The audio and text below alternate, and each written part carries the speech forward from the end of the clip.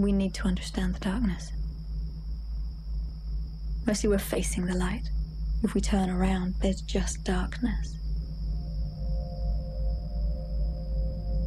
That's not to say that the light doesn't balance it, but it needs to be balanced. It's hard the other way, but that's where the nourishment is. That's the womb of potential.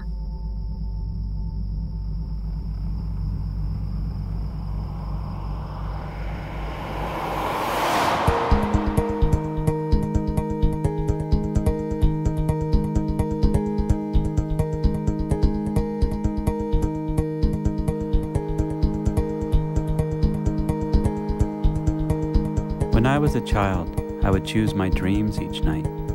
It was like creating my own movie, where anything was possible. My favorite dream brought me on a journey to wondrous lands with a pet chipmunk that liked to sit in my shirt pocket as we traveled. Nowadays, my subconscious is running the show, and my dreams are getting darker and darker.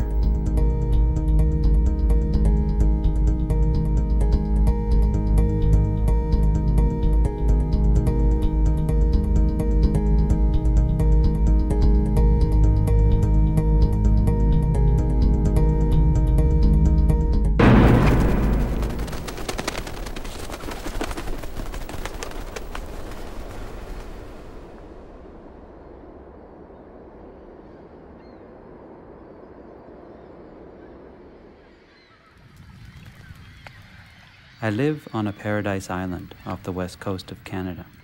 It's the year 1999. The millennium is approaching, and though I'm not expecting the apocalypse, every week there seems to be a new war, another extinct species, diseases running wild, more hungry people. I've been struck with an underlying sense of fear that I just can't shake. One night, I dream that I'm awakened with shouts and cries. Then I'm pushed and shoved into a cattle cart filled with starving people. An old woman sitting next to me sighs. It's finally happened. We're on our way to the camps. So it's our turn now. I always thought it's happening to them, not to me. To them. Always to them. In the light of day, I realize that it's impossible to run away. So I've decided to take the opposite approach. I'm running towards. I'm setting out on a journey that will eventually consume 5 years of my life and take me to the ground zeros of the world, searching for possibility in the darkness, for the sacred inside the scared.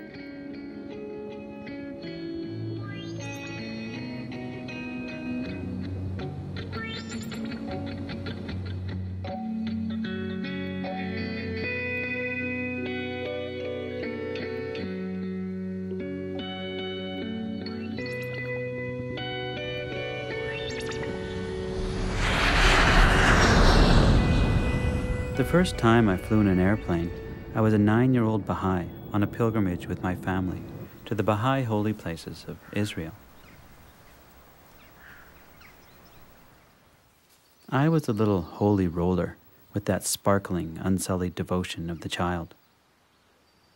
As a Baha'i, I was taught that humanity is on a path of spiritual evolution, similar to the growth of the individual. Right now, we're in the adolescent phase. It's 25 years later, and I no longer belong to any one belief system. But as I head out into the world, I can't help feeling that, like so many kids these days, the planet might not get the chance to grow up.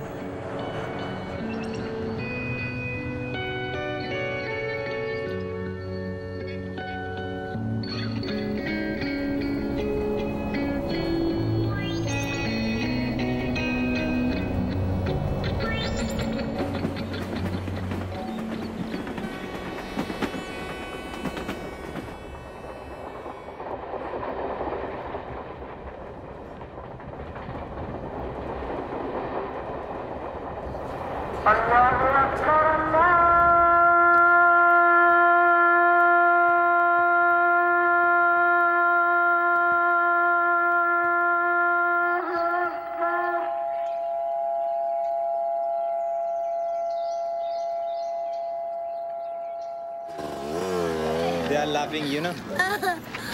The kids laughing. You can say "Hat jao." How do you say that? Hat jao. Hat jao. What's that mean? Move a bit. Hat jao. Hat jao. No. Hat jao.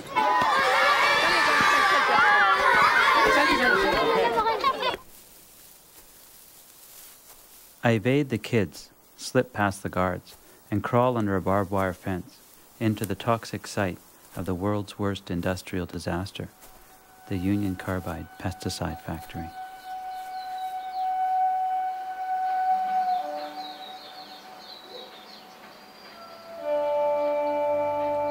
One night, back in 1984, a valve ruptured, releasing a cloud of pesticide gas into the sleeping community. As many as 8,000 people were killed on the spot, and thousands more continue to die as the years pass. My husband used to work in Union Carbide, and he knew that there was something deadly going to happen one day. I remember the day before on a Sunday we went very happily because all our family was together. We were all feasting and we went in a happy way.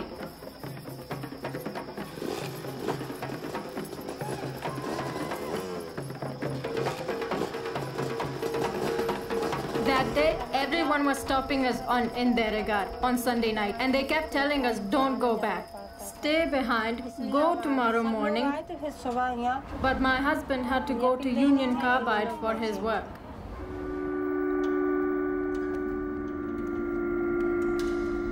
When we came back from there, we went back to sleep. I put all the children to bed.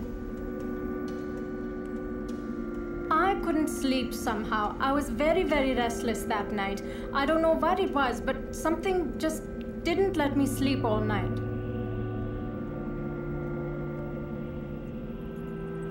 In the middle of the night, we woke up choking. I started coughing, and my eyes started watering, and I heard voices outside the house.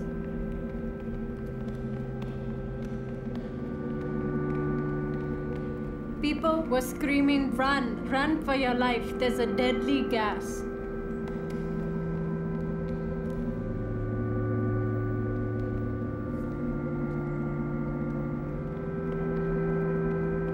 And we could not run away because all our children were very small.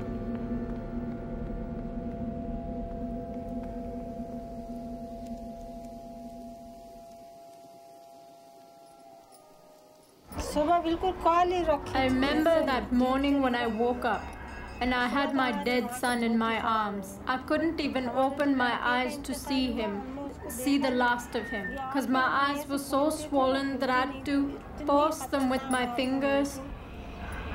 And I remember that there was a tree outside my house which had lovely fruit, and that whole tree had turned black the next morning.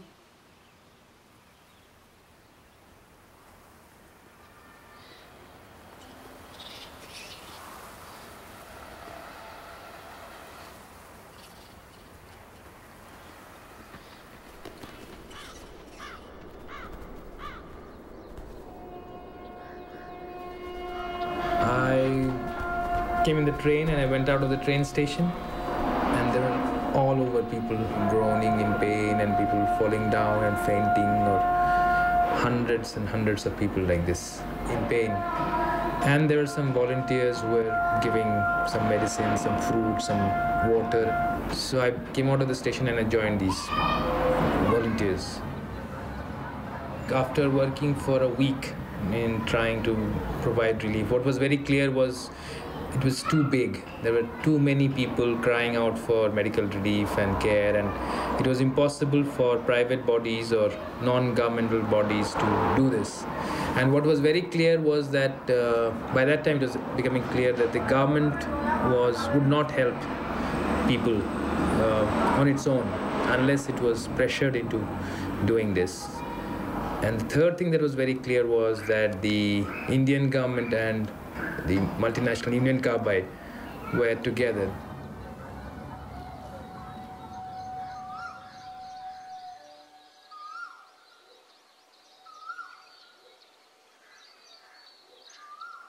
After the disaster, Union Carbide focused its resources on evading responsibility.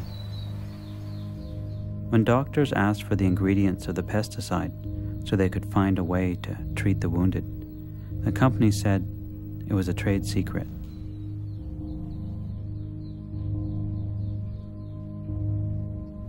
And even as the graveyards and crematoriums were filling with bodies, they insisted it was nothing more than a potent tear gas. A phase the survivors call re-victimization began. I'm sure my husband watches me from somewhere, and his soul must be in pain.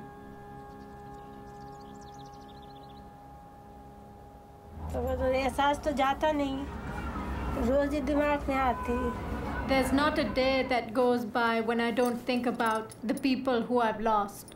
This is my youngest. And every time I look at him and I feel like maybe there is hope. Maybe the world isn't that bad. But then my memory keeps going back to the people I've lost in this world.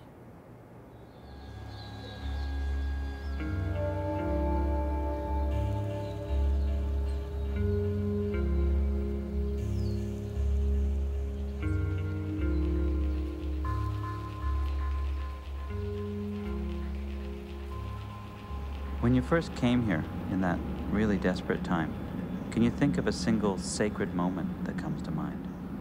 I think for me, the collective spirit is sacred. There are times like when we set up the first clinic, because what had happened was there was this 100, 150, 200, slowly growing in number of people who gathered at the Indian Carbide gate. And this was one place that was people were forbidden to enter. But that day something happened, some magic happened. And while singing songs and chanting slogans, simple women who maybe wouldn't cross the thresholds of the house, they came into the gate and they broke the damn gate. They broke this whole big iron gate. And they just went in. And immediately it was like, you could see there was not a single person who was crying. Everyone was so happy that they finally entered. I mean, it's symbolic. It didn't mean nothing. I mean, it didn't affect Indian Carbide shares or anything. But just in terms of assertion of power, it was magic. And I think the same evening, someone brought wood, someone brought these sheets of iron, and the whole clinic was ready before he could even come to terms with what was happening around. So that was our first clinic in occupied zone inside the factory campus. Did you have any idea that 15 years later you would still be here? No, not at all. Today, Satchu and the survivors have created the Sambhavna Clinic, their most ambitious project so far. It's a center that offers holistic medical care for the gas survivors at no charge. For the first time, a combination of Ayurvedic medicine, yoga, massage therapy, and Western medicine is being used to treat victims of chemical exposure, and it's working. This is the happiest time I've had in Bhopal. Actually doing something new that's really helping people, and also at the same time making an impact on this whole area of chemical exposure. Now there's no question of leaving Bhopal.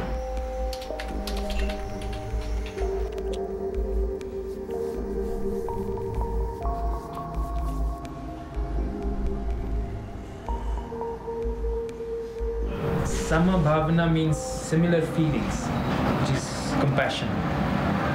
The name of our clinic suggests that there is possibility if there is compassion.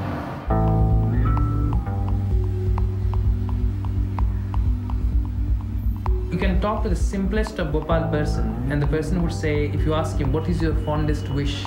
And she will say, what I have undergone shouldn't happen to anybody. 80% of them are people living on physical labor, who are not today in the new globalized world, neither in the production stream nor in the consumption stream, they're not in the market, so they're expendable.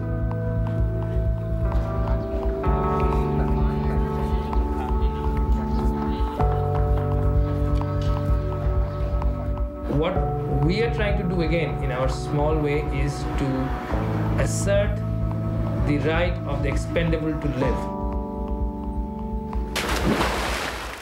We have a right to live.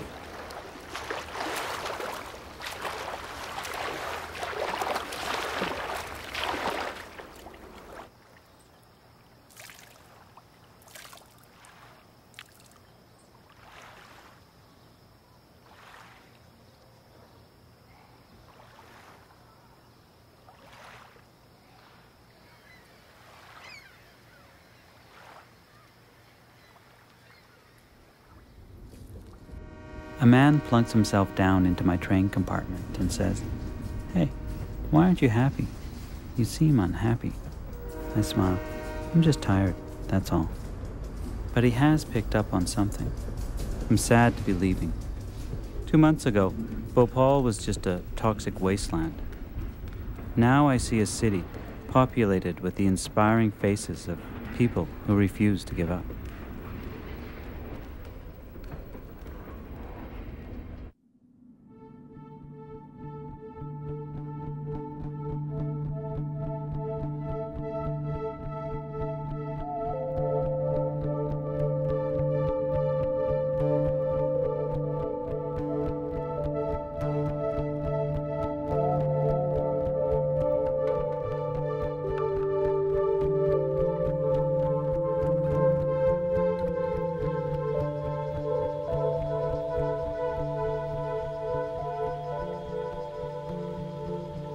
The plane to Cambodia is deserted. It's an old Russian model that fills with a thick cloud of odorless white smoke while we sit on the runway. Apparently this is normal. I mutter the prayers of all the different faiths I know as we begin our descent towards Phnom Penh. But we touch down on the cracked pavement of the tiny airport without event, and I arrange a ride into town.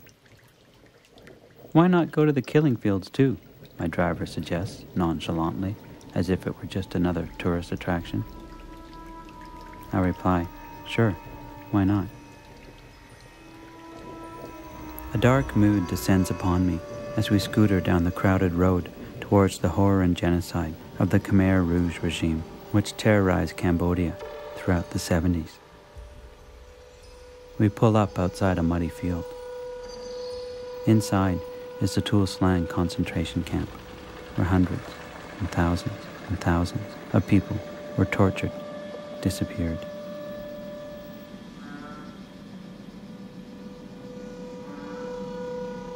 I find myself questioning my journey. What kind of person would travel the world in search of these places? The driver asks me how long I'll be.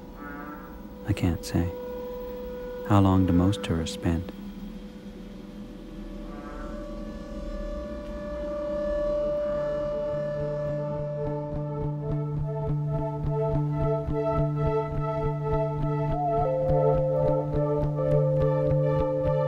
My mood brightens as I ride my rented bicycle through the sprawling ruins of Angkor Wat. There's no place on earth like this. The giant stone faces of the Buddhas of compassion, crusted with lichen, split by roots, patiently eroding.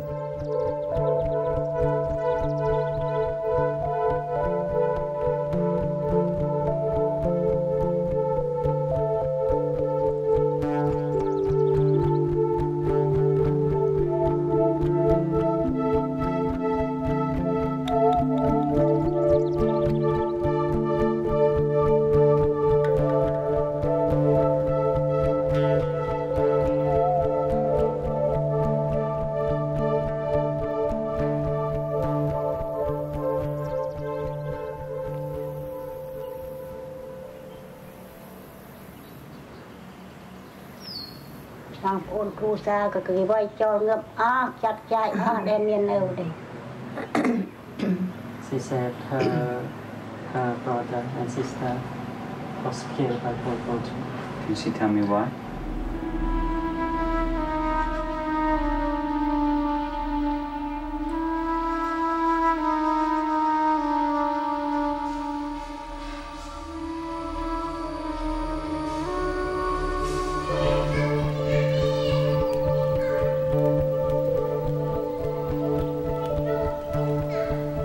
sudden sun shower sends me to seek refuge in a dark sanctuary. 2 monks slip in to share my shelter, fluorescent orange robes glowing. They soon run out of English as they attempt to explain enlightenment. They laugh and with sweeping gestures through the head into the sky, paint their quest as monks. It's only recently that they could openly practice their beliefs. These monks survived the years of Pol Pot, though their families did not.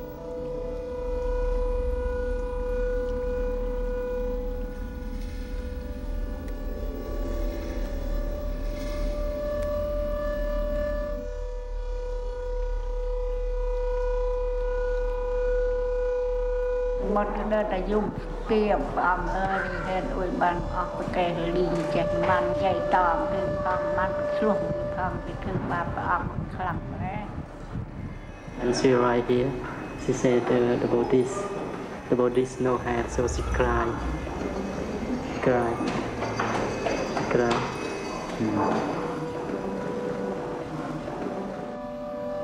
Even the statues were tortured. Buddha was considered a counter-revolutionary. The fact that most people in the country were Buddhists was easily dealt with. Most people in the country were also deemed counter-revolutionaries.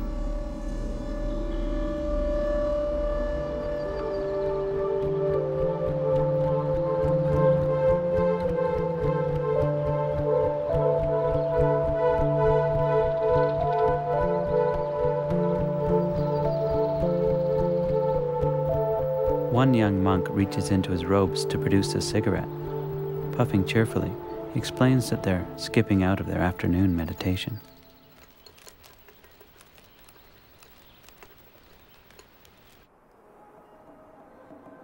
The sound of music leads me to a grassy plateau atop the temple complex,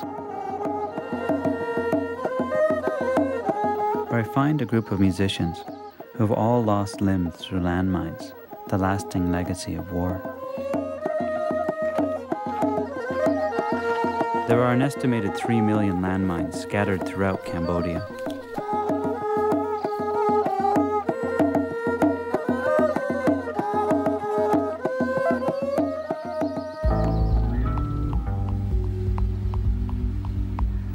Just outside the temple gates of Angkor Wat, I follow a sign that reads Landmine Museum.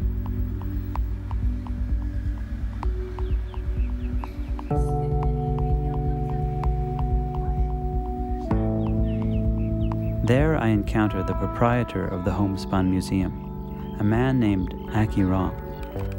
Aki was only 5 years old when he was captured by the Khmer Rouge. He was taught to fire guns, rocket launchers, to make simple bombs, and because he was small and light, to lay landmines. When they kill my friend, they kill my family, I cannot do anything. If I'm angry, they kill me too, so I have to keep quiet, make my life safe. And they want me, you laugh. I laugh, ha ha ha, you know. We cannot say, no, you don't kill my brother, sister, or my father. No, we cannot say. We can look and smile, and they, just like that they want. They say you can't cry. No.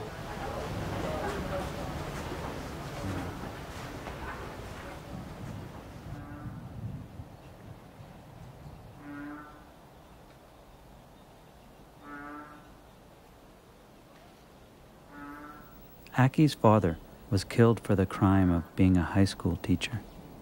His mother was killed for giving extra rice rations to a hungry old man. Yeah, they made die. They kill. Just a little bit, do something wrong, they kill. When the Vietnamese invaded, Aki switched sides and fought against the Khmer Rouge. When the UN finally arrived, he joined them, disarming the very landmines that he himself might have planted. Today, the international peacekeepers have left, but the job of demining Cambodia is far from finished. Some army, some soldier, they tell me they lay mine around here. They tell me you start to clear from here and here. Have mine, yeah. They just bury in the ground a little bit, not so deep. Yeah, just like this. Yeah.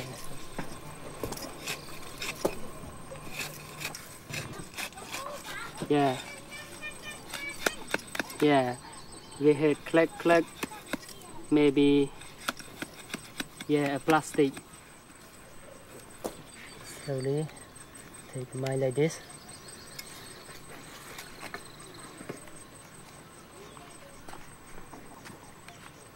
You can do like this. Yeah, no problem. Like this. No. Yeah. And be careful on the top, but we can do like this. No problem. A little bit, yeah. Yeah. Yeah. And here had the fuse. We take the fuse off. And it's safe. Some day I clear 50 miles a day. Some day we clear 100 miles a day. Many, many miles. Aki remains committed to ridding his ravaged country of the deadly devices. With a simple wooden stick, he wanders the dangerous fields and jungles, decommissioning thousands of landmines each year. It's become his life's work, a way of healing both himself and his broken country.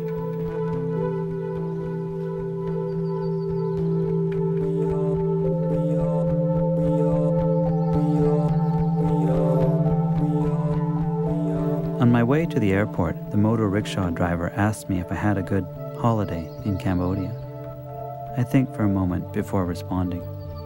You know, I wouldn't call it a holiday, but yes, it was good. The sacred did appear. It was just buried next to a landmine in the jungle.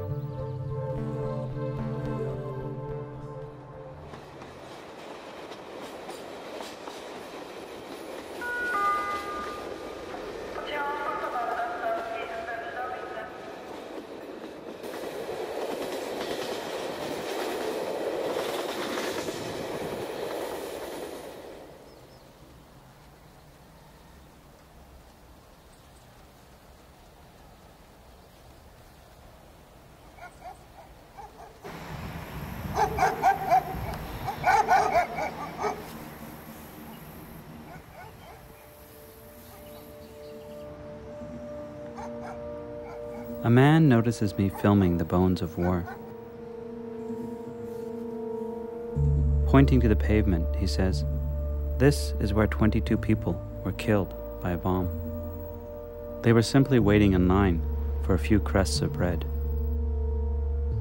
One of our artists has filled in the places where the bombs fell, because we need to remember. To tijelo sa ulice bio neki početak rata i još uvijek smo imali stakla na svom prozoru. Apsolutno nemoguće doći do njenog tijela i skloniti je negdje drugo. To tijelo je ležalo 3 dana u mojoj blizini.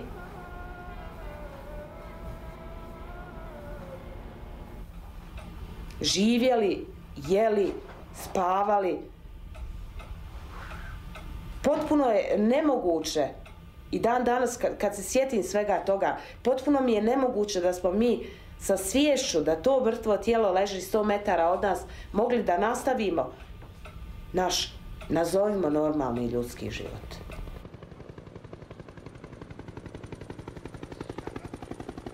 Amina still lives in that same apartment, bordering the infamous Sniper's Alley, with her husband, Nejadad. They're both artists who never stopped creating throughout the 4 years of the siege of Sarajevo. Serbs, they are always shooting in one rhythm, you know. Tam, ta ta ta tam, tam, ta ta ta tam. It's one music phrase, their national song, you know. And after 3 times, tam, ta ta ta tam, they spent 30 bullets and their magazine is empty. And I know that they have to put this magazine, to take a new one, to put in a raffle, to, you know, to find. And it was few seconds, you know, and it was chance to me to run across the street. Throughout my life, I've tried to make sense of the world by making art.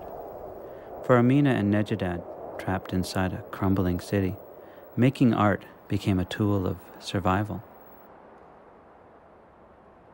Ako to nešto novo ne liči na ono što si ti u životu radio, to apsolutno u tom trenutku nije bilo važno. Bilo je samo važno da se potroši što više vremena i da se kaže da si uradio što više posla u životu, da nikad nisi znao da li ćeš se probuditi sutrašnji dan.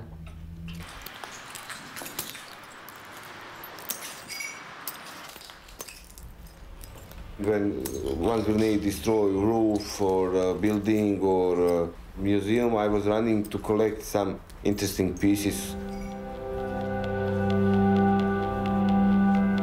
And in fact, my idea was to transfer, you know, to exchange negative energy of the war in a positive vibration human soul.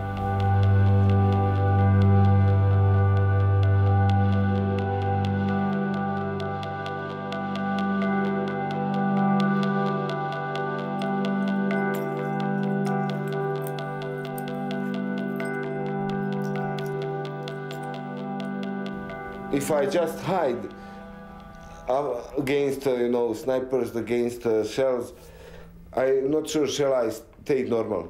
And my work was something as my therapy.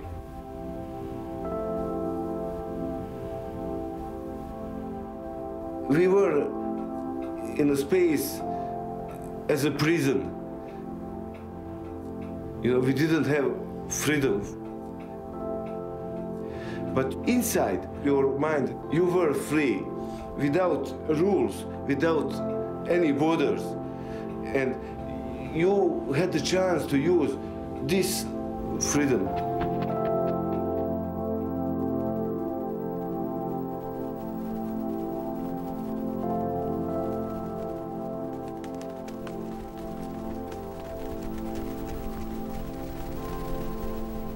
During the war, there was only one way to escape Sarajevo, through a secret 800-meter-long tunnel that took you to the airport, controlled by the UN and out of range of Serb snipers. From there, if you had the right papers and enough money, it was only a short flight to freedom. Today, the guns on the hillsides are gone, but you still need the right papers to get out of here.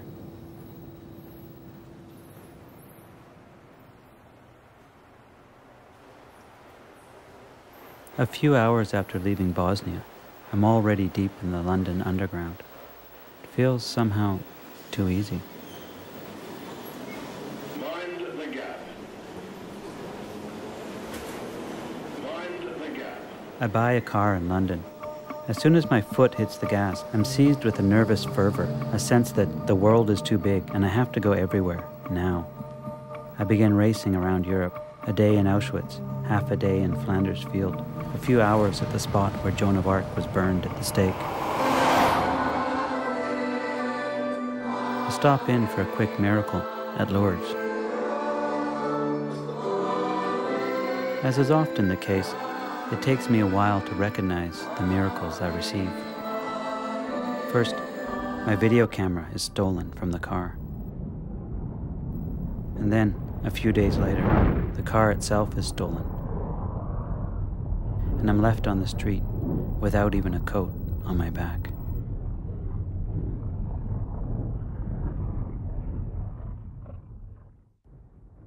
My frantic rushing has been brought to a sudden stop. In the silence that emerges, I realize that I had become a tourist of darkness. I was filling my pockets with images while leaving my heart untouched.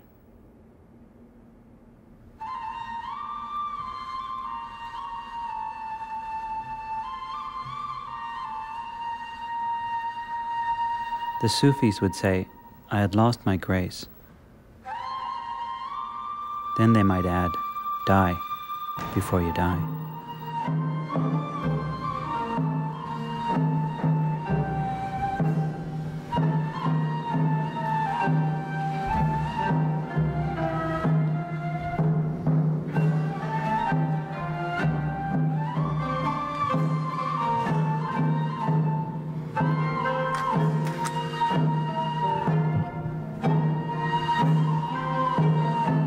I need to go inwards.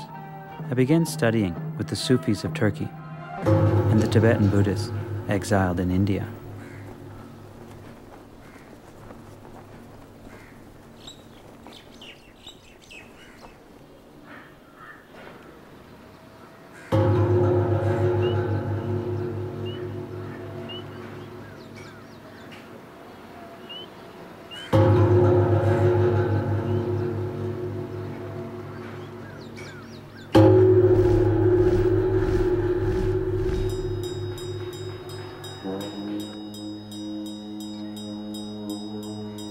From the outside, meditation can look like escapism.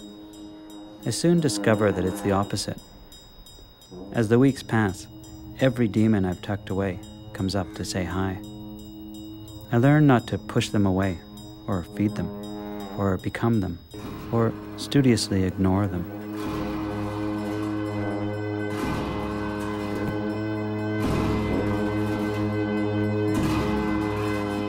In Buddhism, everything that happens in life, even death, is seen as an opportunity for awakening. The Tibetans I live with embody this spirit of resilience. Chased from their homeland by the Chinese occupiers, many of them have spent over 40 years in the refugee camps of India. Yet they have managed to recreate their culture in exile, keeping it alive and vibrant.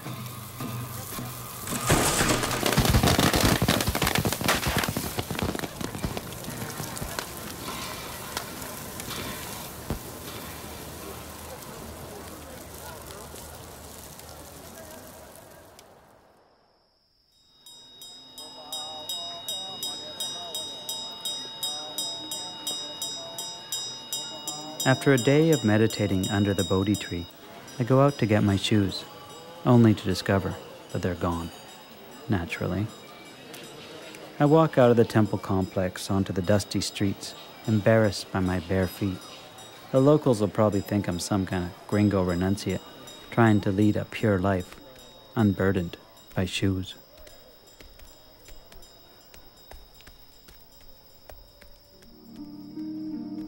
When I arrive back at the monastery, the monks laugh and tell me a story. Ryokan was a hermit who lived a simple life in a simple hut at the foot of a mountain. One night, a thief broke in, only to find there was nothing to steal. Ryokan said, "You may have come a long way to visit me, and you shouldn't return empty-handed. Please, take my clothes." The thief was bewildered, but took the clothes and slunk away. Ryokan sat naked, watching the moon. Poor fellow, he mused. I wish I could give him this beautiful moon.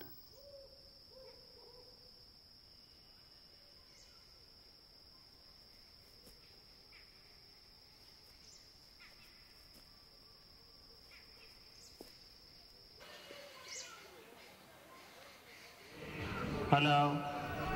Check. Hello. Hello.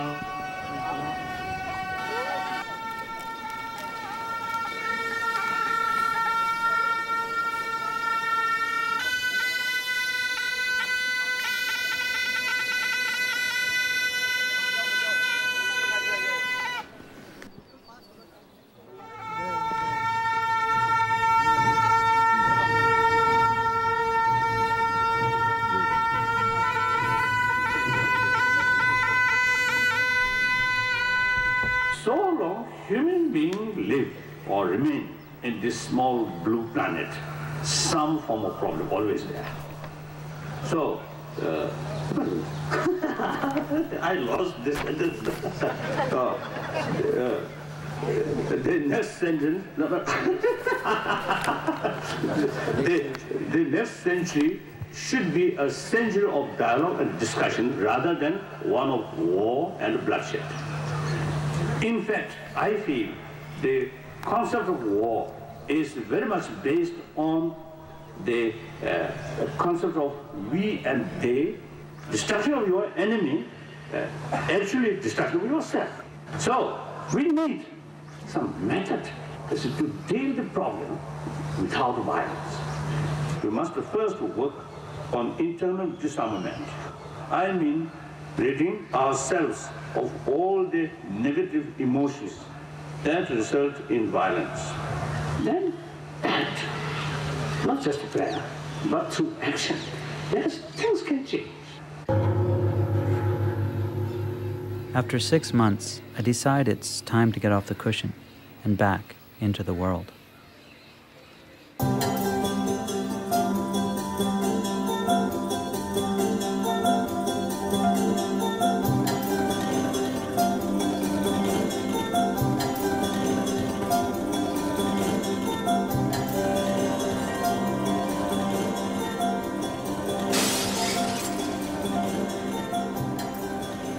Humans are the only creatures that know we will die, as much as we try to avoid the thought. We used to be able to find a measure of comfort, a sense of immortality, in the marks we might leave in the world, through our works or our children. At 8:15 a.m. on August 6, in 1945, humanity lost its illusion of immortality.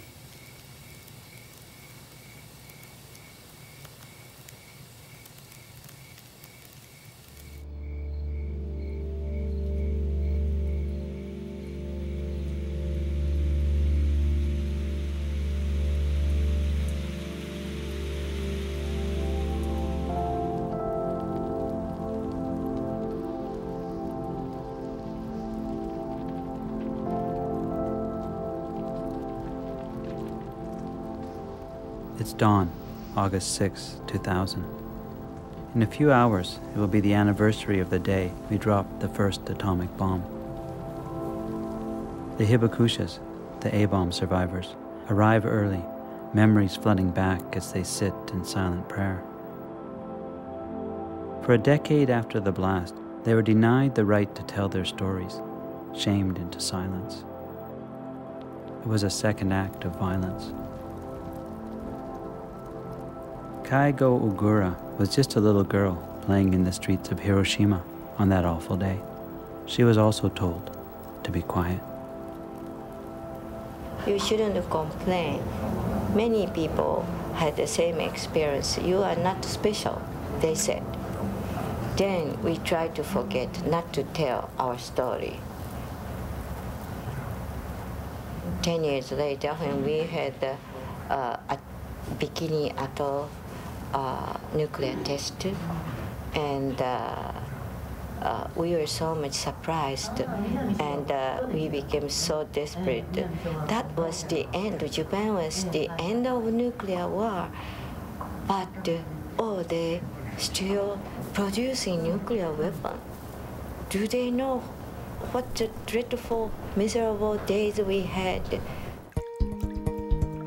We need to tell our story.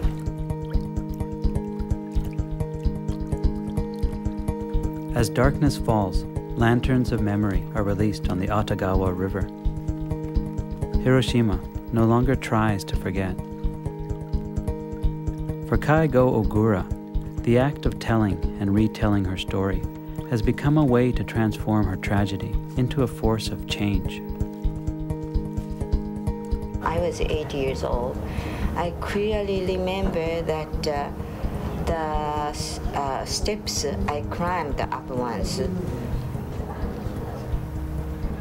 I tried to see the whole city, and behind my house there was a shrine on the hill and stone steps. Each steps people were dying. Those dying people squeezed my leg, caught my ankle. I was so scared. Everybody was shouting, "Help, help." I saw the city. City was just dark, black and red, in flame. Trees were burning. People were asking water, give me water. So I wanted to give those dying people to give water, but as soon as they drank water and died in front of me.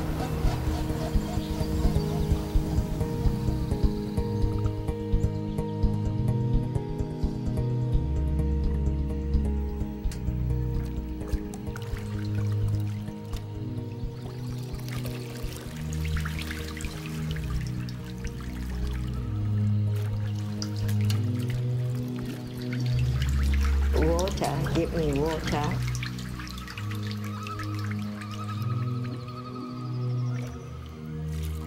Water, give me water.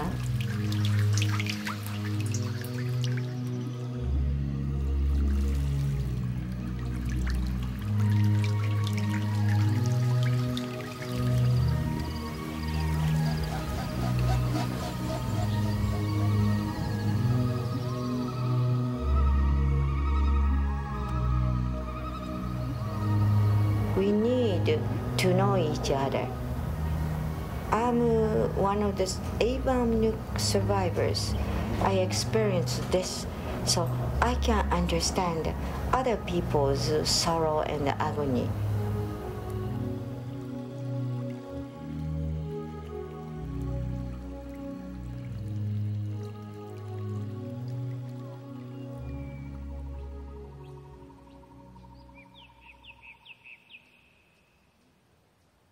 After leaving Hiroshima, I need time to reflect.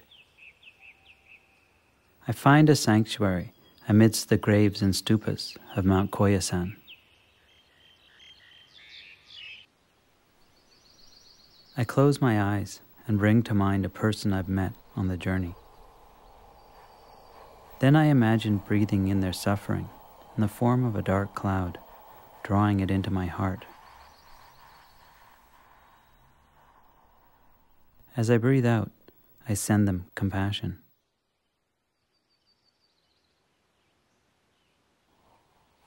Breathe in suffering. Breathe out compassion.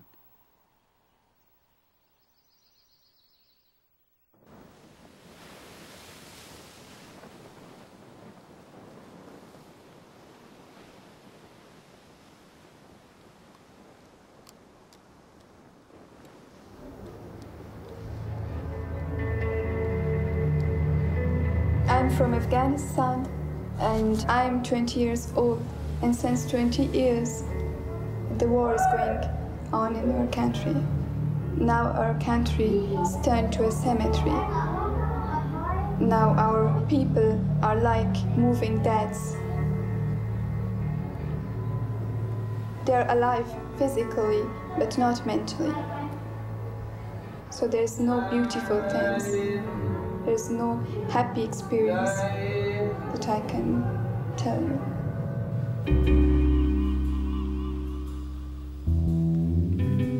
A human reaction in the face of overwhelming suffering is to go numb. Robert J. Lifton describes it as like a photographic plate that has become overexposed. A protective shell is formed that can serve a function, but it comes with a price. It fogs the rest of reality.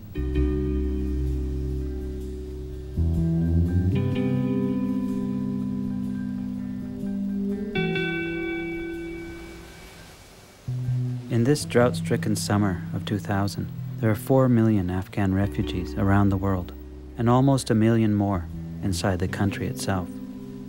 I've come to the refugee camps in Pakistan to meet a group called Rawa, the Revolutionary Afghan Women's Association. My guide is a young member whose code name is Zoya. I'm covering my face because all Rawa's members are facing danger we receiving death threats from Taliban and other fundamentalists. These fundamentalists are created and nurtured by other countries.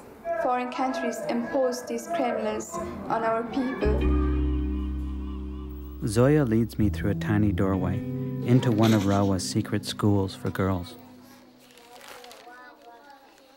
They run a network of these underground schools, orphanages, and mobile health clinics for women throughout Afghanistan and here in the refugee camps of Pakistan. For these girls, this is their only chance to get an education. Whenever they're discovered by the Taliban, they're forced to flee.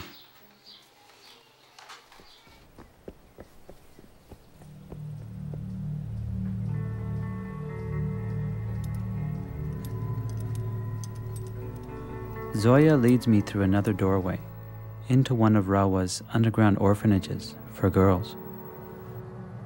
It was about 2 o'clock in the morning when they came.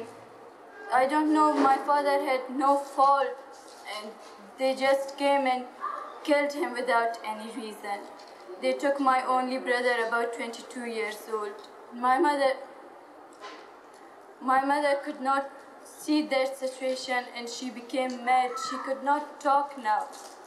She's really, her situation is very bad. She is living with my uncle and he wanted me to sell to someone else and he did not know how to do it. Then he asked one of his friends what to do about me. They were in contact with Rawa and they brought me here. I'm very happy that I'm here. Or my own life would be now very miserable if I was sold to anyone else in Kabul or to other country.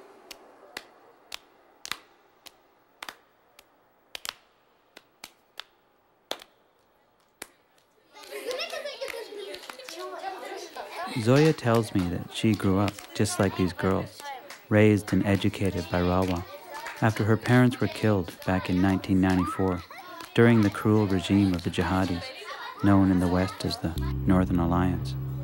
We understand from the word fundamentalism, brutals, anti-religious.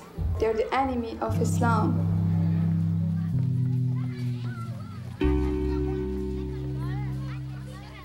Next week, they'll be marching in the streets, and Zoya invites me to join them, but she warns me. The year before, both the Taliban and the Pakistani secret police attacked the women. After Zoya leaves, my eavesdropping hotel manager says, "You know what the Taliban will do if they find you with them? They'll kill them, then they'll kill you. Real dead, not movie dead. You don't know what you're doing." He's right. I don't. No one knows I'm here in this frontier town on the Afghani border. I could easily disappear.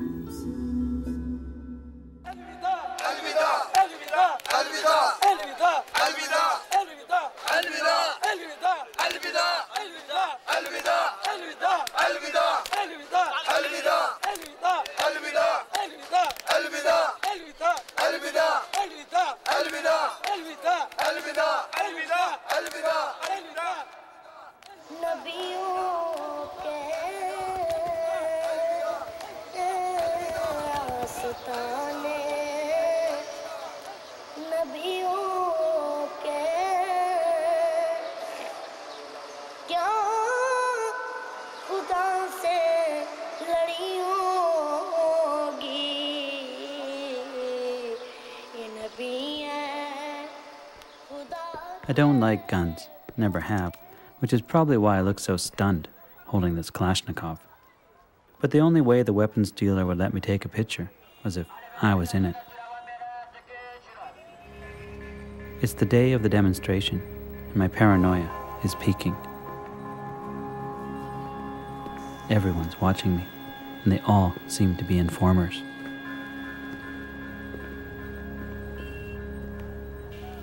Finally, in the distance, I hear the sound of chanting women.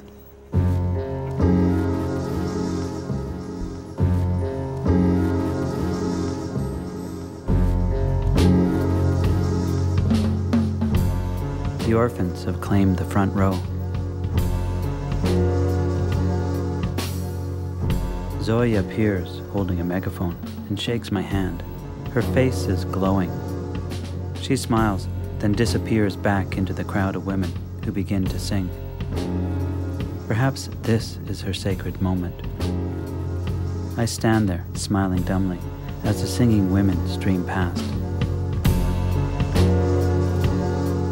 In that moment, I felt that I have the power to resist, even I had no gun in my hand.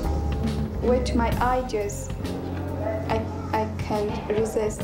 We hope that one day will come that we will be happy in our country.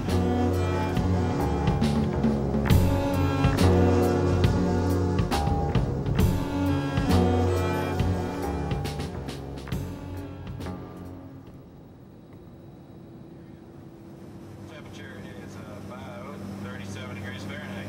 Winds are in the northwest at about 35 miles an hour. Because of the stronger winds, we are... I'm coming home to North America. But this week, everything has changed.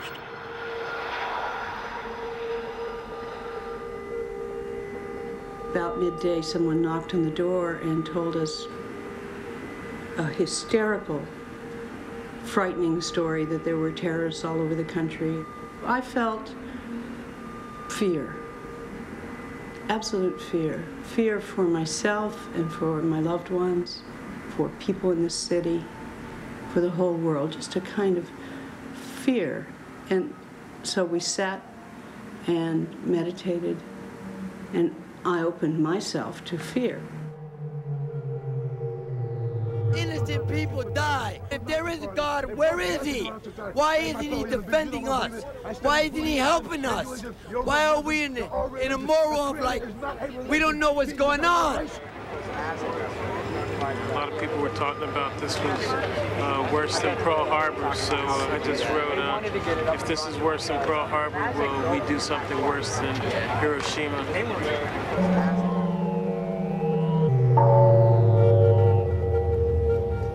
The time is running to the end. The time is running to the end. This blood showdown between good and evil will be destroyed to the end. And then Jesus will come. And then Jesus will come. See the brother here? See the old tape and everything. But what about the spirit, the one that you don't see? The angels are here.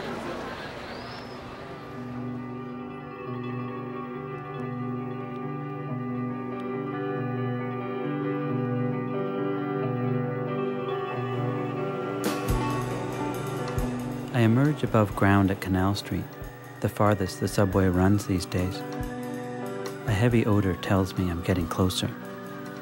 It's an acrid stench of burning buildings, a toxic stew of asbestos, plastic, PCBs, dust, and ash. Ash. I cough on the thick air and realize with a jolt that I'm breathing particles of the dead, like all New Yorkers these days.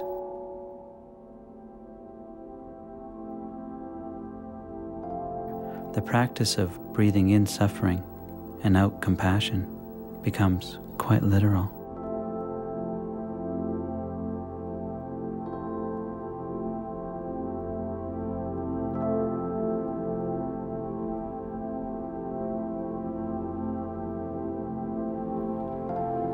I walk a few blocks uptown to meet with a Buddhist teacher and Zen peacemaker, Sensei Enkyo. Her quiet sanctuary is immersed in the smoke of Ground Zero. I was down there the other day and it was filled with tourists. Now one could take the tack that there was something wrong or inappropriate about their going there, but I didn't think so at all. My sense was people wanted to be close to this place of great suffering so that they could connect in their hearts with their own vulnerability.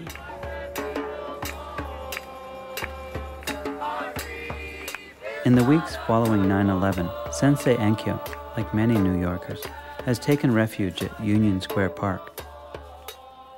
Where Times Square is the domain of the corporation, Union Square is the place of the people.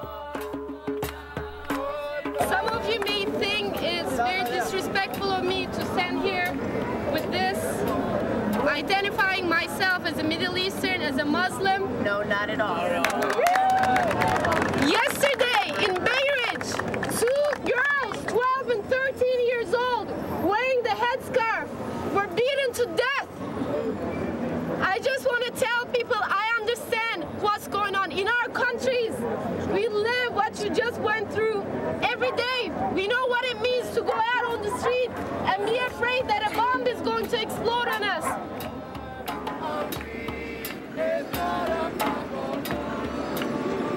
I've been here every day until I get tired. 4, 5, 6 o'clock in the morning, I don't care. The reason I keep the candles lit is people need to face reality. There's still people over there. There's still bodies. There's still pieces everywhere. And we need to continue mourning. Even if the park continues to take it down, I'll continue coming here and lighting them up. And I keep them lit because I want people to come here and sit down and cry. A lot of people haven't cried yet.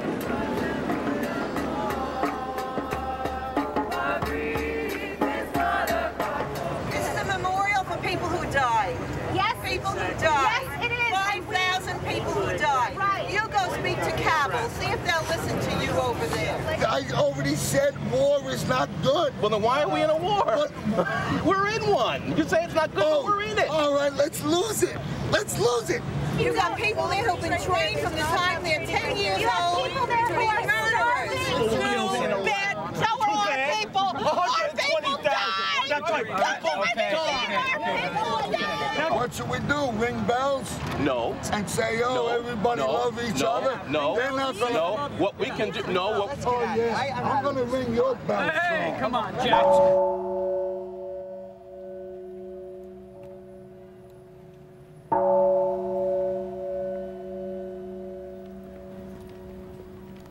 One can't just squash that reaction of anger. One has to listen to it and really examine what are we really angry about.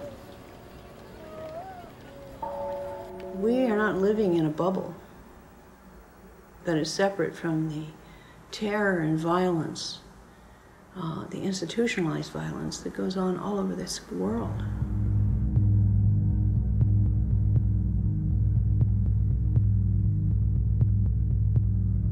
And I think this country has been living in a bubble for a long time, not realizing that we are part of it,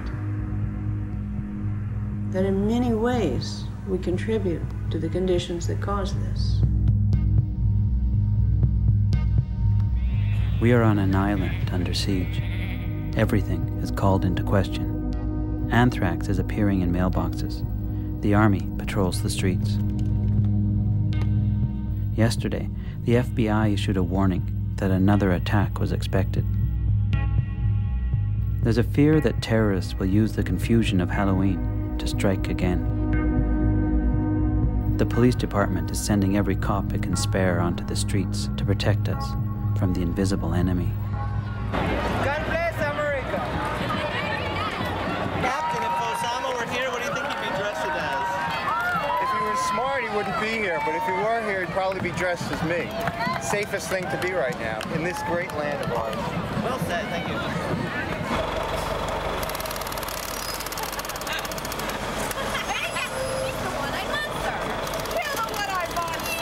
That'd be me.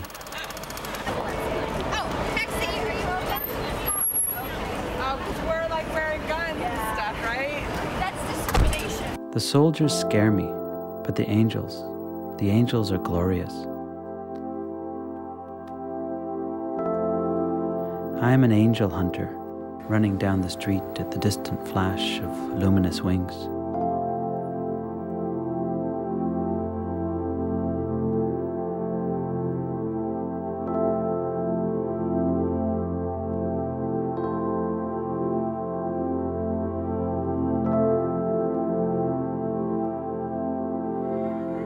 When they rushed to their cell phones, when they knew that something terrible was happening in the jets and in the towers, and they dialed their loved ones, or sometimes they just ended up getting an operator talking to them.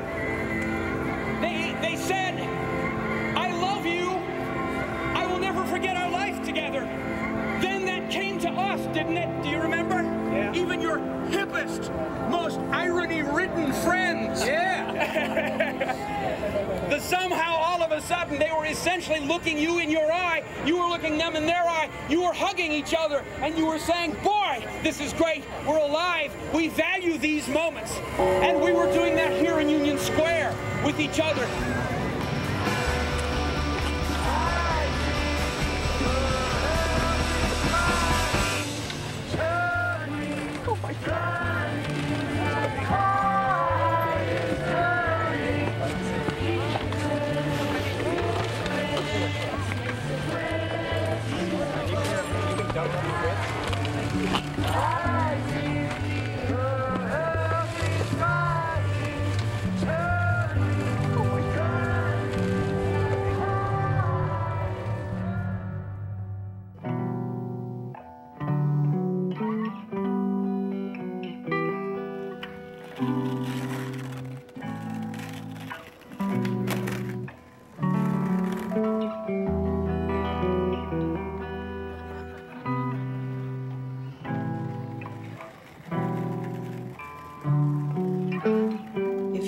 At it from a global point of view through time and space, you would see that actually what has happened here is a gift.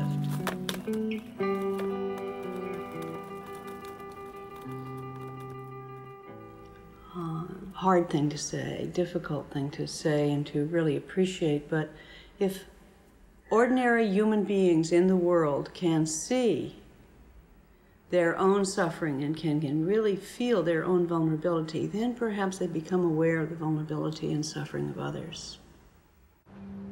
That's what going to a sacred place, going to a place where great suffering has taken place, that's what that's about. It's going there and opening yourself completely to your own vulnerability and to pain and acknowledging it and not blocking it out. That's the transformative moment, when you begin to see that you're not separate from any of the people involved in the situation. And then change can happen. That's why people need to go to Hiroshima, Nagasaki. They need to go to Cambodia. And now here even.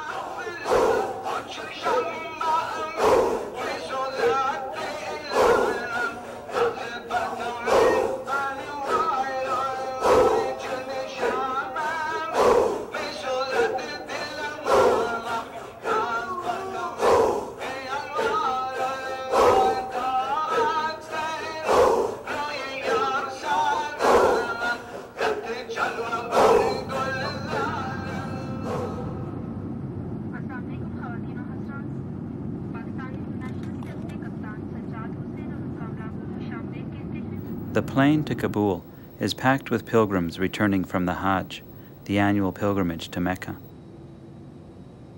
Afghanistan unfurls below me.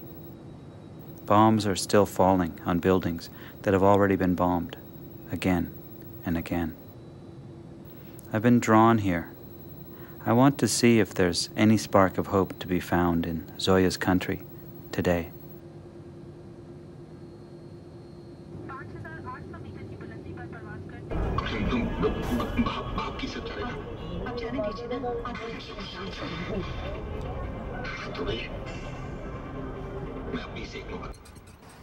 On my way into town, the taxi driver fills me in on the latest.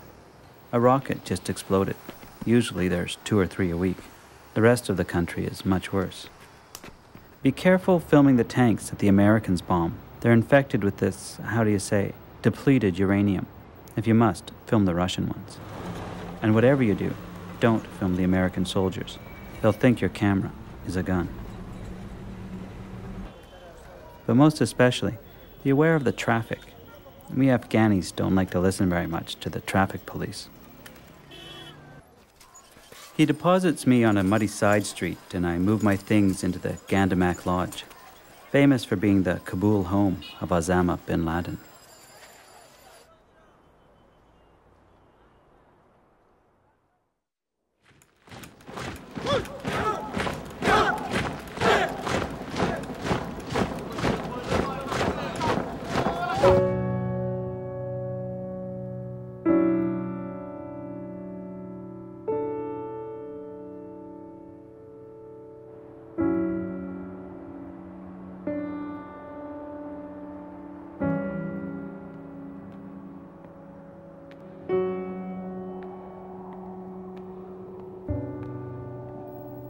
During the time of the Taliban, this place was empty, its movies banned, as was a long list that included dancing, wearing white socks, fireworks, and kite flying.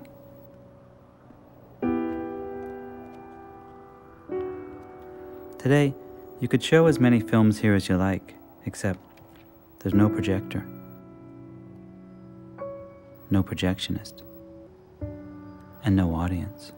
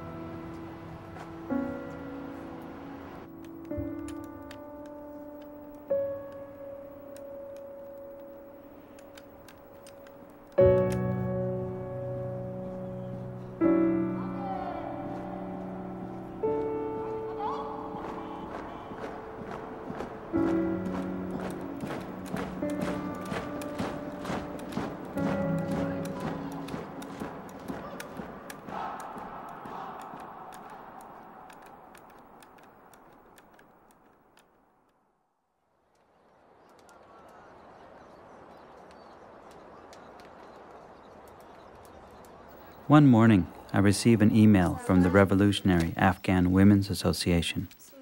Zoya is alive and well, but she can't meet me because it could put her at risk.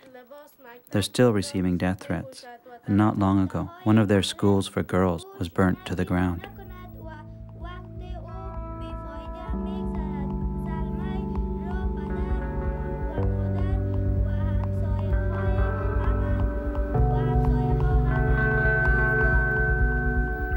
Daddy Roy recently said, "Do we really think we could bomb our way into a feminist paradise?" The old jihadis are back at the helm. Sharia law is alive and well. And Rawa is as crucial to Afghanistan's future as it ever was.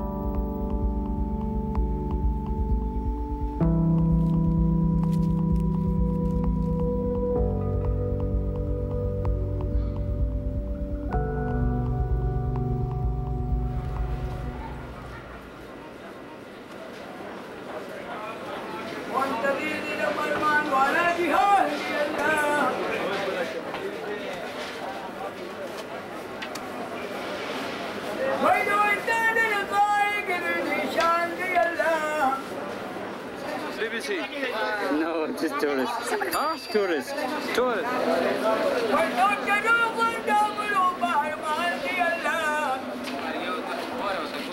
Back in the refugee camps of Pakistan, I was told a story about a man from Afghanistan, a singer, a Sufi, once known as a great musician. But because of the Taliban, he was prevented from performing or even listening to music. But he couldn't live without music.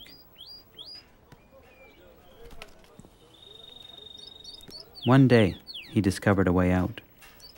They had said nothing about owning birds, so he began to gather songbirds, selecting them not for their plumage, but for their melodies.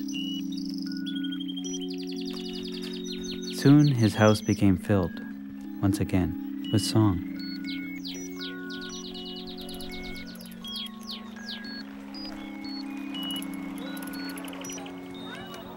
I set out in search of the Birdman. I don't know his name or even where he's from, but nonetheless, I head for the Bird Bazaar of Kabul, hoping that someone has heard of his story.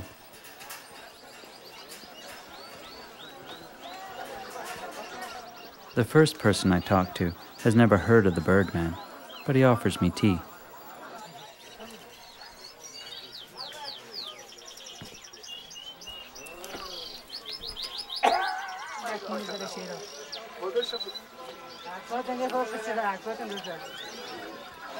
I wander back and forth across the market. No one's heard of this man.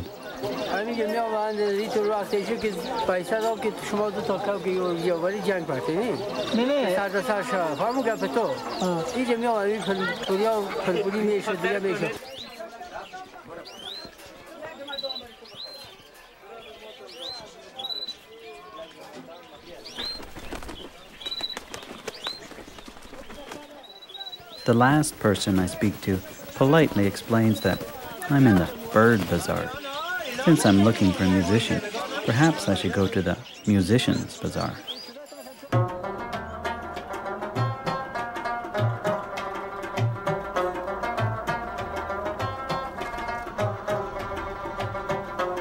In the Musicians Bazaar, the first shop I enter is that of Yusuf Kadiri, whose family has been making lutes for over 400 years.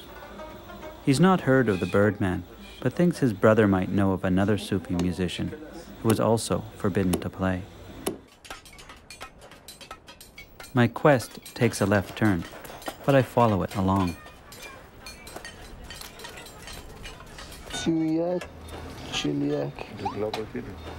Yusuf's brother whips out a cell phone and calls this unknown Sufi on the spot. The next thing you know, I'm on my way to his house.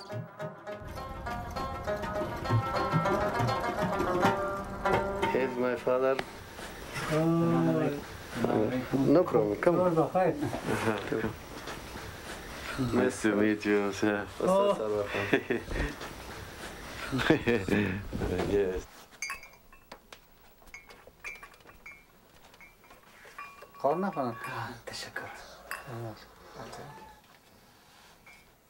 این چیز نیست که کار رده و خوبش نباشه بد باشه چیز بد نیست تنها بدی ایست که به علمی بدیست یا سر ما هجوم آوردن میده میکنن آلات موسیقی را میده میکنن موسیقی نواز میزدن میکشتن غیر از یک خانه دیگه مرزر دادن که در اونجا با قیمت همون وقت 70,000 لکه سامان موسیقی بود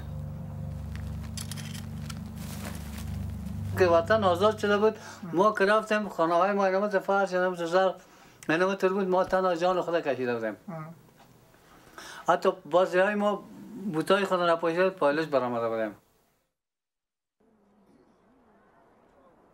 After 4 years of exile, Sarwar Jan was finally able to return to what was left of his home.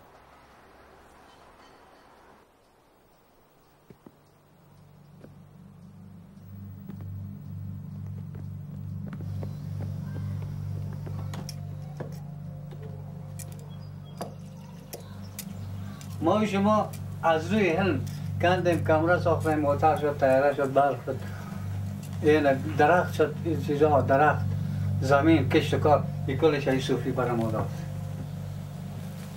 And the land that protected his rabab for all those years.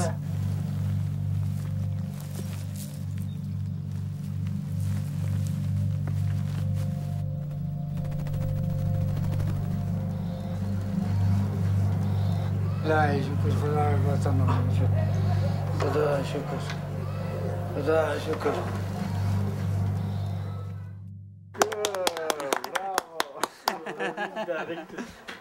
We said that we will make a very good thing which will shake the world.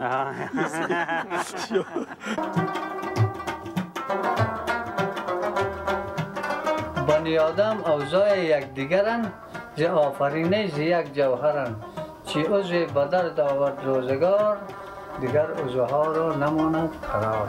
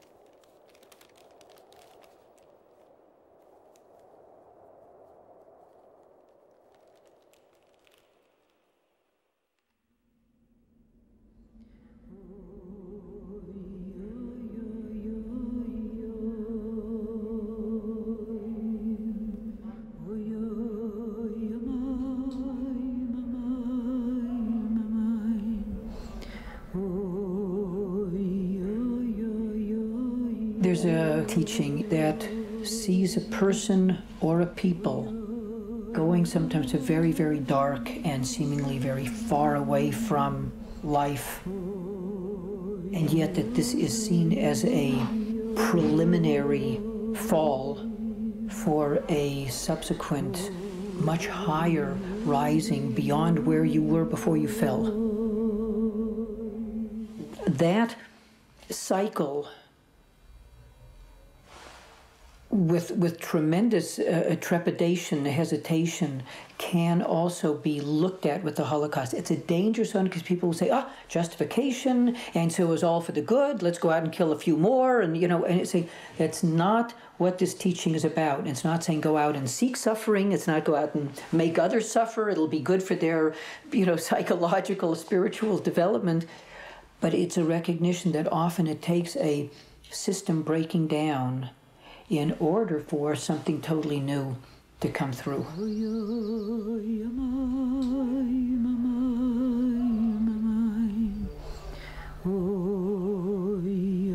Feeling that darkness and sadness and pain, facing, in that sense, the 6 million.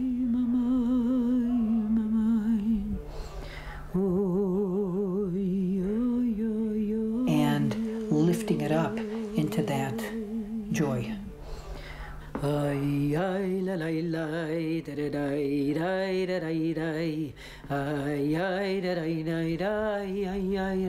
Dancing backwards and leading these souls who went through this very difficult thing to Israel.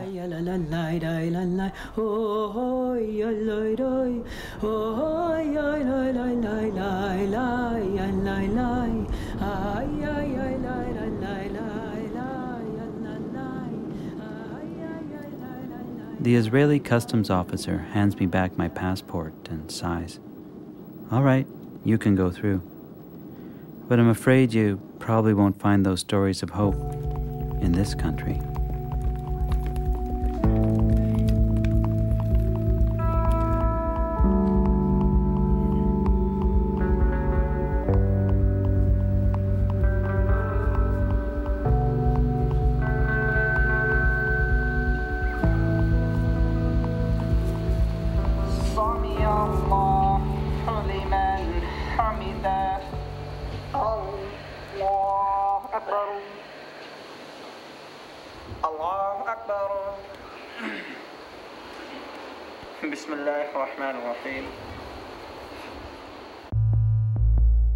I was raised with the understanding that all religions, like all of humanity, come from the same source.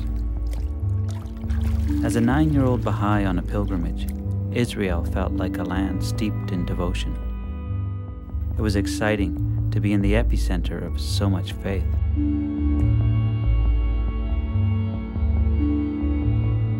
Today, I find myself in a holy land that seems more scared than sacred.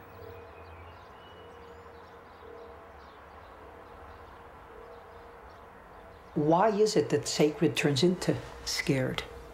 And why do so many people, in the name of what they're calling sacred, go and scare everybody else? Or how come so many people are scared, run to what they're calling the sacred as some protection from the scary, but they haven't yet touched on what's really sacred. They haven't really found that attitude of yira, of awe, that if we really had it, we couldn't possibly treat another person that way.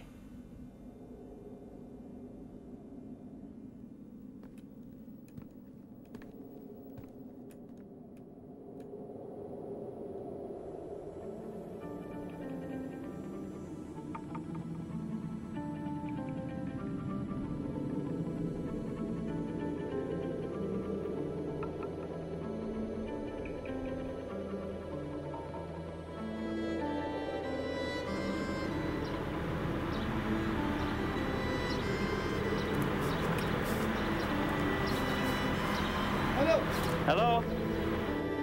By order of the Israeli army, Israeli citizens are forbidden to pass through the one entrance to Kalkilia, a tiny Palestinian market village that has suddenly found itself completely encircled by the wall. We are separated from nearby villages, we are separated from our water, we are separated from our land, we are separated from hospitals. So we feel here like being in this ghetto like a noose around our neck.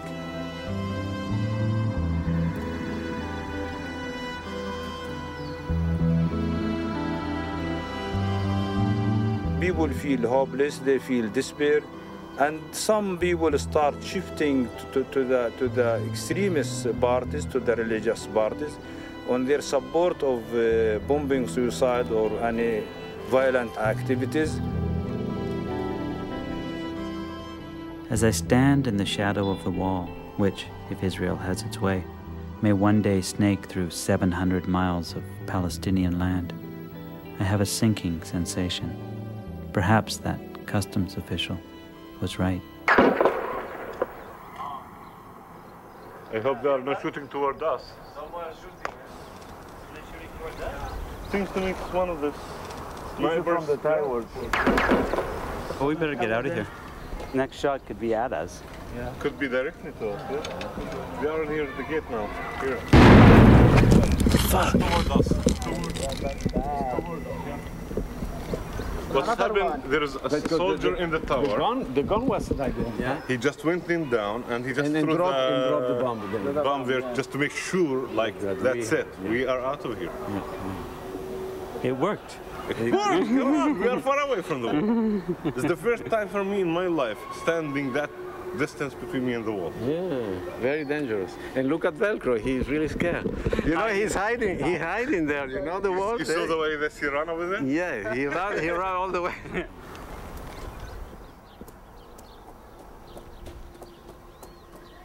As I fled from the wall, I experienced the phantom sensation of a bullet entering my back. I wouldn't have been the first documentary filmmaker to be killed in the Holy Land. What if one of my friends had been shot? What if it was my child? Would I want to strap a bomb to my body and take revenge?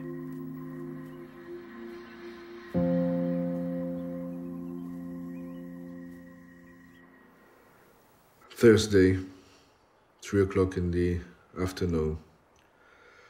My wife called me. She told me that there was a bombing in the center of Jerusalem. And I said to her, it's nothing, don't pay any attention. And then you find yourself running in the streets. Keep hoping that this dreadful finger will not turn towards you this time. Your blood runs cold, and little by little you understand that this finger, this very finger, is stuck right between your eyes. Much later that evening, you find yourself in the morgue, and you see a sight that you will never ever be able to forget for the rest of your life. And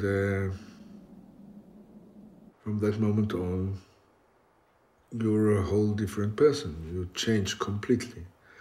set of values, perspectives, everything. Your genes changed. You come back home and you are alone and you have to look yourself in the mirror. Where are you going to take this new and unbearable pain?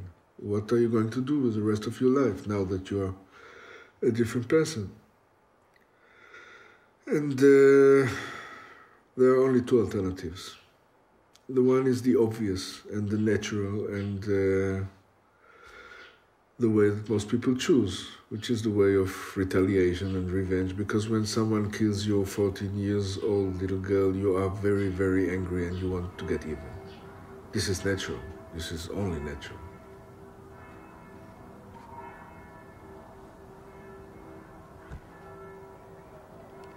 Posters of the dead are plastered over the walls of the Palestinian village of Bethlehem. One image keeps reappearing throughout the town. I learned that she's a little girl named Christine. Her parents are George and Najwa, Christian Palestinians who live here in Bethlehem.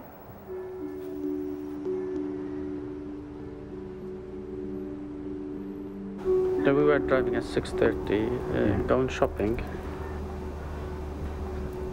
and suddenly we saw 3 jeeps, army jeeps, parking outside with no soldiers around. They were ambushing 2 wanted people from Hamas. They have the same type of car that we were driving in, so we came at the same time. And suddenly they start raining us with bullets. And they killed my daughter Christine.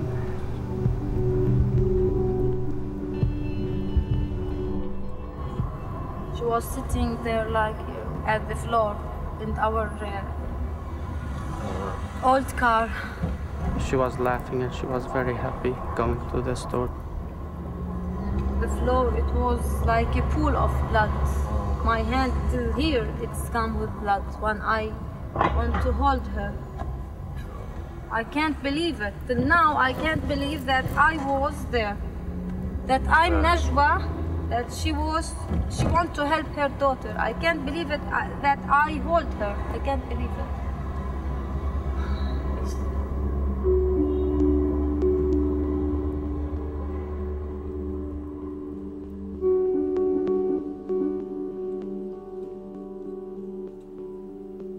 You start to think, will killing someone else will bring back my baby? Will causing pain to someone else will ease my pain in any way?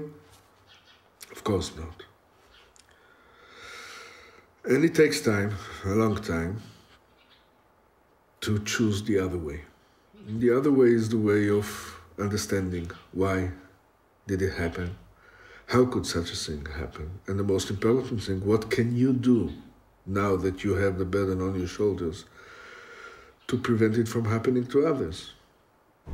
But that was beautiful what you say, that you have this forgiveness for them. I never think in hate or in anger. I'm always forgiving anybody. Like Jesus said in the cross, Yes. Forgive them, Father, because they don't know what they're doing. Yes. These people, they don't know what they're doing. Just I want to see his face who killed Christine now. But I'm going to tell him that just look at my face and remember Christine's face when she was dying.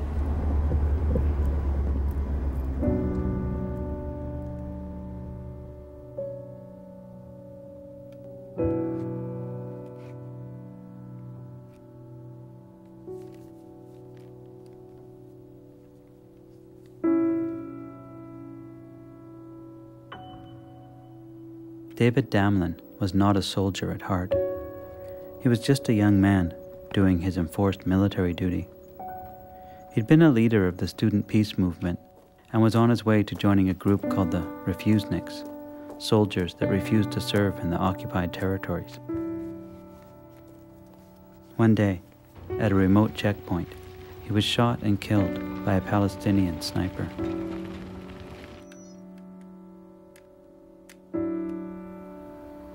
After David, After David was killed, I went to try and run away. But I discovered that you really can't run away. You know, it just goes with you wherever you go.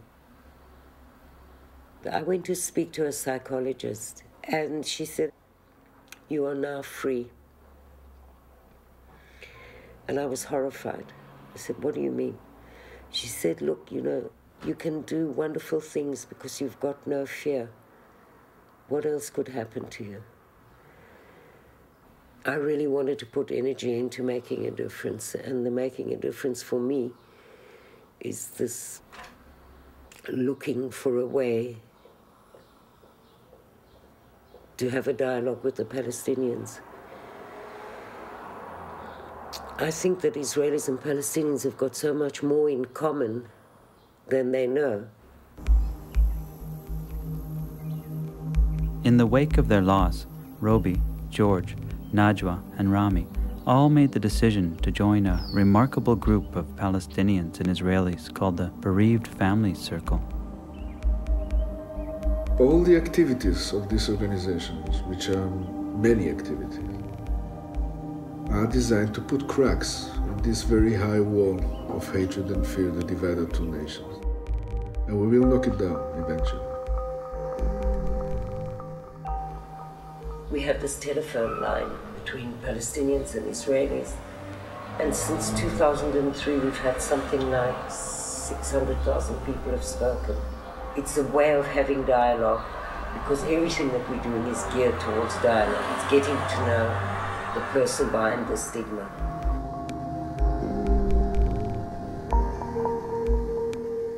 About a year and a half ago, when the number of dead reached 1,200, we put in front of the UN building in New York 1,200 coffins covered with Israeli and Palestinian flags. It's an unbelievable sight. When you show a picture of your child who was killed, he suddenly becomes a human being. You know, I've showed David's picture to many Palestinian mothers, and when I look at their children, if I look at Christine, Najwa's daughter, and that's looking at a human being, seeing who they are. I don't have any hate for Israeli people. Only one of them killed Christine, not all of them. They are suffering the same like us. I don't want anybody to be like me or in my place at all, any mother.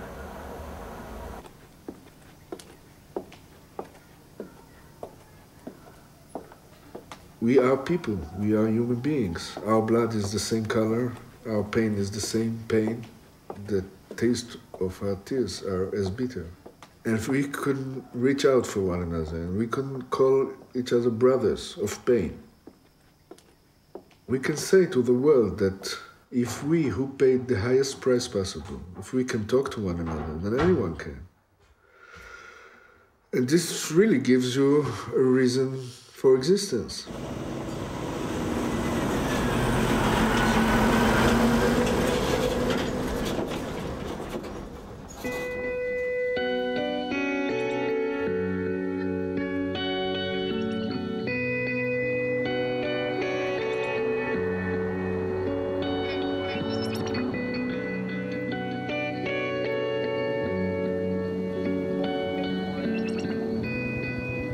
It's been half a decade since I first set out on the journey. Things still don't look very good. In fact, they look a lot worse. During my stopover in the US, I have to remind myself to breathe. It's okay to be unsettled. That's what inspired me to leave in the first place. I'm beginning to feel that each of the sacred places has stripped away another layer from the thick hide I used to think I needed to be safe. I've seen with stark clarity the pain that is everywhere. But this no longer fills me with dread. Instead, it allows me to see each face as my own.